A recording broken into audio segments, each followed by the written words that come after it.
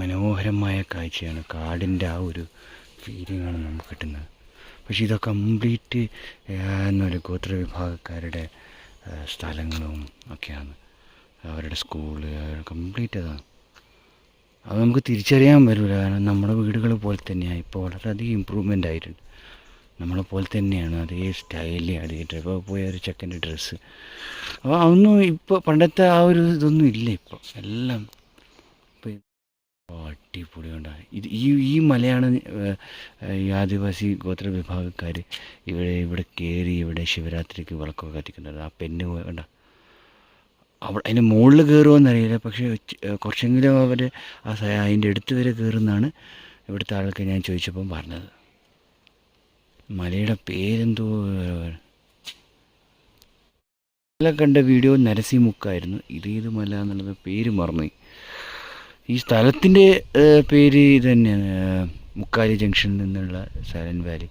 ഇതിന് ചുറ്റും സൈലൻറ്റ് വാലിയുടെ പ്രദേശങ്ങളാണ്, സംരക്ഷിത മേഖലയാണ്.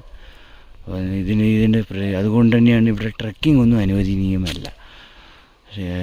ഞാൻ ഈ റിസോർട്ടുകാരോട് ചോദിച്ചു. അപ്പോൾ ഈ ട്രക്കിംഗ് ഒന്നും ഇവിടെ അതിലൂടെ പ്രവേശിക്കാൻ തന്നെ നമുക്ക് അനുവാദം. കാരണം ഒന്ന്, ഈ ട്രൈബൽസിൻ്റെ കോളനിയിൽ പുറത്തുനിന്ന് കളക്ടറുടെ പെർമിഷൻ ഇല്ലാതെ കയറാൻ പറ്റില്ല.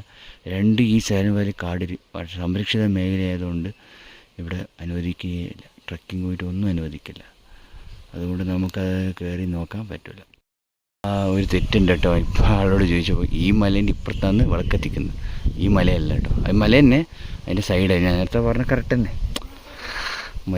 പേര് കിട്ടി, മല്ലീശ്വരൻ മല, മല്ലീശ്വരൻ കോവിൽ. ശിവരാത്രി ദിവസം ഈ ട്രൈബൽസ് അവിടെ ചെന്ന് വിളക്കെത്തിക്കും. അവിടെ തന്നെ അന്ന് രാത്രി സ്റ്റേ ചെയ്തിട്ട് അടുത്ത ദിവസമായി. അപ്പോൾ നമ്മൾ ഇപ്പോൾ ഉള്ളത് അട്ടപ്പാടി മേഖല തന്നെയാണ്. മുക്കാലി ജംഗ്ഷൻ്റെ അടുത്തുള്ള സ്ഥലം എന്ന് വേണമെങ്കിൽ പറയാം, അല്ലെങ്കിൽ സൈലൻറ്റ് വാലിൻ്റെ അടുത്തുള്ള സ്ഥലം. ഇവിടുന്ന് സൈലൻറ്റ് വാലി ഒരു 22 കിലോമീറ്റർ ഉൾവനത്തിലാണുള്ളത്. അപ്പോൾ ഇതൊക്കെ അതിൻ്റെ സംരക്ഷിത മേഖല തന്നെയാണ്. അട്ടപ്പാടി മേഖല എന്ന് തീർച്ചയായിട്ടും നമുക്ക് പറയാം, അവരുടെ സ്ഥലങ്ങൾ.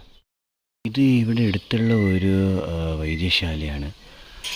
ഇവിടെ ഞാൻ ആളോട് ചോദിച്ചപ്പോൾ ഇത് ക്യാൻസറിനും മറ്റ് പല ചികിത്സക്കും ഇവിടെ ഫേമസാണ്.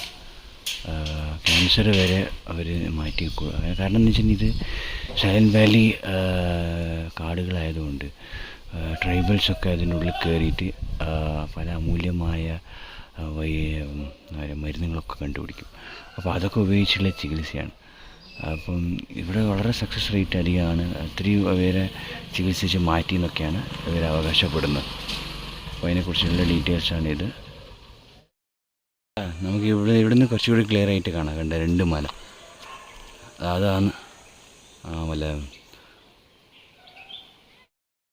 ഇവിടുത്തെ ഒരു അഗളി ആണ് ഇതിൻ്റെ പേര്, അഗളി ഗ്രാമപഞ്ചായത്ത്, ചിണ്ടക്കി. അപ്പോൾ ഇതിലൂടെ നമുക്ക് പുഴ കാണാൻ പോവാം. ഭവാനി പുഴയാണ്.